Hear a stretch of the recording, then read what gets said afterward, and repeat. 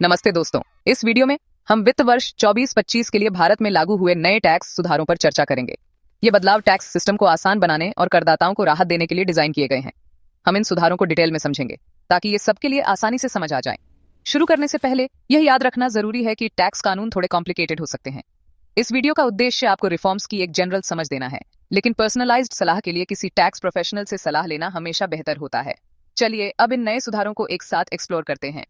ये reforms tax system के कई पहलुओं पर लागू होते हैं, जैसे income tax slabs, deductions, exemptions और कैपिटल गेन्स टैक्स। हमारा लक्ष्य आपको इन बदलावों को इफेक्टिवली समझने के लिए ज्ञान देना है।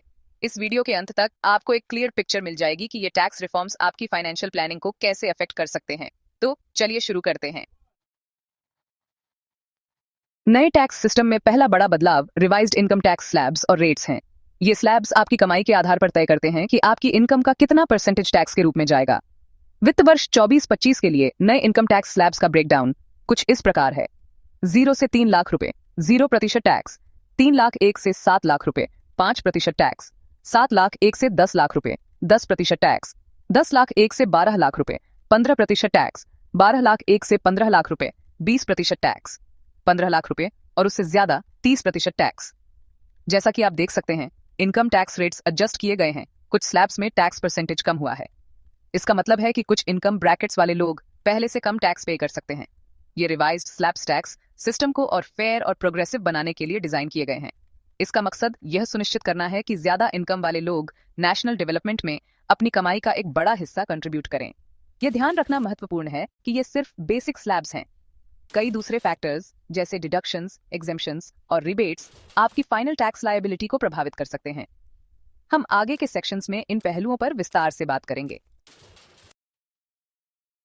डिडक्शंस टैक्स सिस्टम का एक इंपॉर्टेंट हिस्सा है, जो आपको कुछ एक्सपेंसेस और इन्वेस्टमेंट्स के जरिए अपनी टैक्सेबल इनकम कम करने की अनुमति देते हैं। नए टैक्स रिफॉर्म्स कई डिडक्शंस में बदलाव लेकर आए हैं, जो आपकी टैक्स लायबिलिटी को प्रभावित कर सकते हैं।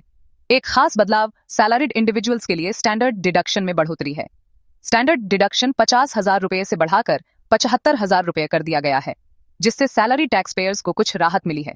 इसके अलावा फैमिली पेंशन के लिए डिडक्शन भी बढ़ाया गया है, जो 15,000 रुपए से बढ़कर 25,000 रुपए हो गया है। इस बदलाव का उद्देश्य पेंशन पर निर्भर सीनियर सिटीजन्स को अतिरिक्त फाइनेंशियल सपोर्ट प्रदान करना है। साथ ही नेशनल पेंशन सिस्टम या एनपीएस में कंट्रीब्यूशन से रिलेटेड डिडक्शंस में भी बदलाव हुए हैं।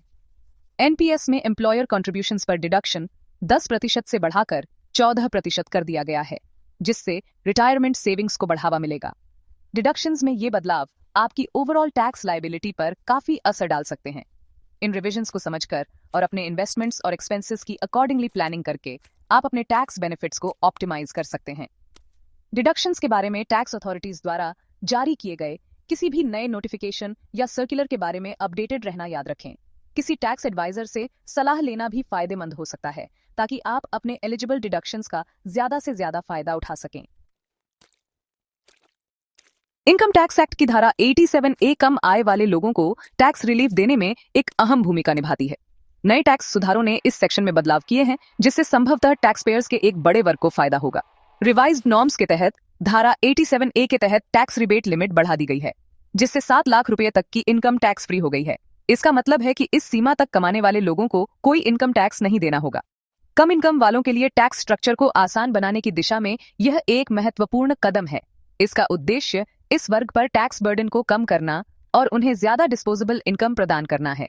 रिवाइज्ड टैक्स स्लैब्स के साथ धारा 87A के तहत बढ़ी हुई rebate limit eligible tax payers के लिए काफी टैक्स सेविंग्स कर सकती है। एलिजिबिलिटी क्राइटेरिया को समझना और अपना टैक्स रिटर्न फाइल करते समय इस रिबेट का दावा करना जरूरी है। इस बेनिफिट का लाभ उठाकर लोग अपनी मेहनत की कमाई को दूसरी फाइनेंशियल गोल्स जैसे सेविंग्स, इन्वेस्टमेंट्स या अपनी एस्पिरेशंस पूरी करने के लिए एलोकेट कर सकते हैं। इस प्रोविजन को एक्सप्लोर करें और इसका अपने फायदे के लिए इस्तेमाल करें।